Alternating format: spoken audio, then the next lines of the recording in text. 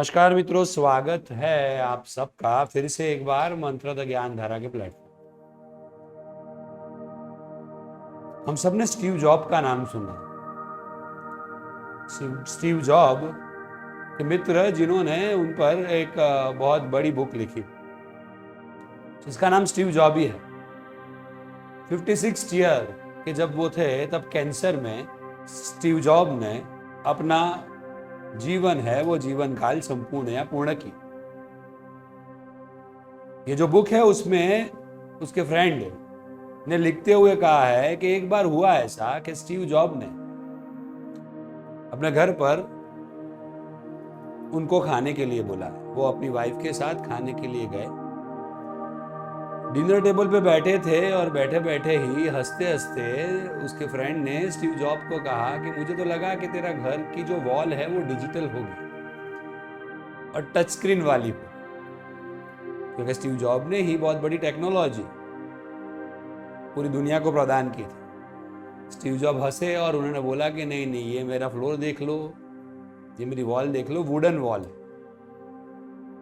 खाने के टेबल पर बैठे थे और स्टीव जॉब के मित्र ने उनको पूछा कि आपके जो बच्चे हैं वो कौन सा आईफोन यूज करते हैं। स्टीव जॉब हंसे और बोला कि आप ही पूछ लीजिए। उन्होंने पूछा कि आप कौन सा आईफोन यूज करते हो। दोनों बच्चे नीचे देखकर खाना खाने लगे। स्टीव जॉब के मित्र ने उन्हें पूछा कि क्यों ये आंसर नहीं दे रहे हैं। स्टीव जॉब ने कहा कि मैंने उन लोगों को आईफोन अब तक दिया नहीं। उनके फ्रेंड के खाते खाते हाथ में से चम्मच गिर गई। उन्होंने बोला कि इतनी बड़ी टेक्नोलॉजी आपने वर्ड को दी जिससे वर्ड आगे बढ़ रहा है और आप अपने बच्चों को आईफोन नहीं दे रहे। स्टीव जॉब ने कहा कि नहीं, अगर आपको एक समुंदर में तैरना है और उसकी मौजों पर तैरना है तो ये टेक्नोलॉजी,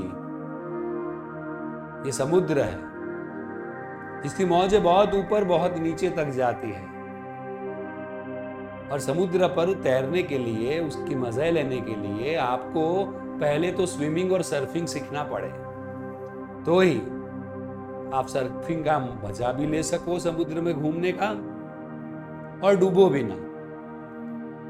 ये मेरे दोनों बच्चे को मैं अभी सर्फिंग माने तैरना सिखा रहा हूं और ये जो टेक्नोलॉजी की मौजें हैं उस पर कैसे टिके रहना वो सिखा रहा हूं।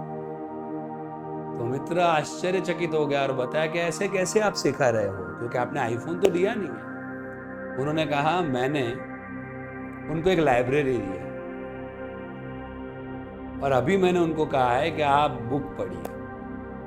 जब भी वो मैच्योर हो जाएंगे तब तक वो बुक पढ़ेंगे, पढ़ते पढ़ते आगे आएंगे, मैच्योर होंगे, सर्फिंग सीखेंगे और तब भी ये टेक्नोलॉजी के महासागर में वो कूद कर बिना डूबे तैर पाए।